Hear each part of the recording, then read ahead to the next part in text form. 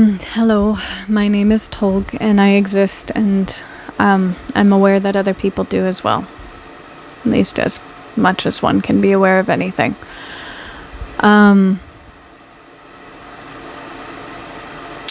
made a comment in one of the videos ranting about Marguerite Porret, and it was, if you believe that God is infinite, that God is everything, then you either love God or you don't love God. And to say that God is infinite, you either love everything or you don't love everything. And if you don't love everything, then you don't love God by Christian definition.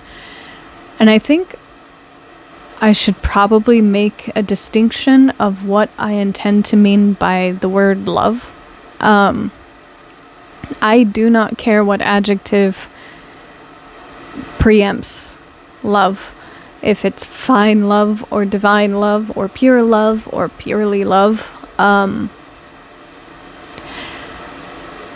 My understanding is that love is separated by not only the chemical complex making you feel that emotion, whether it be oxytocin or serotonin or a mix of oxytocin, serotonin, and dopamine.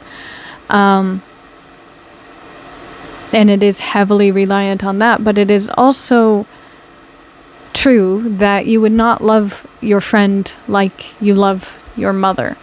There are different types of love, and there are different ways by which you express love given the situation and the other entity needing or receiving said love, whatever situation they are in. I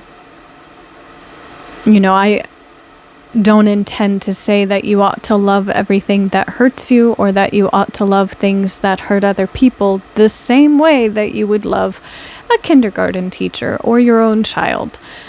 And the most simplified example of this that I can give, and it's a rather insulting example, if you have two kids in a class and one kid comes to school well dressed, completely maintained, well taken care of, is well educated on manners and general morality and how one ought to treat everyone around them. So that's one kid, and then the other kid is not well maintained, does not know good manners, comes to school probably hungry and tired, and maybe didn't do their homework. Both absolutely deserve love, but you would have to love them differently because one is in need in a way that the other is not in need. And therein lies the subjectivity of life, understanding not only the need of the child, but your own limitations as well. Another thing that I commonly tell people is, love someone from a distance. That's completely safe to do. If you have love for someone, but they are for some reason dangerous to you and or those you love, it is completely safe and completely all right to love them from a distance. You don't need someone in your life to love them. You can have love for someone and still know full well that they need help beyond your means, that they need to be distanced from you and yours. And that's what I mean by loving everything. It's not that you coat everything in the same exact reaction or emotions, but that, you essentially provide what is actually needed.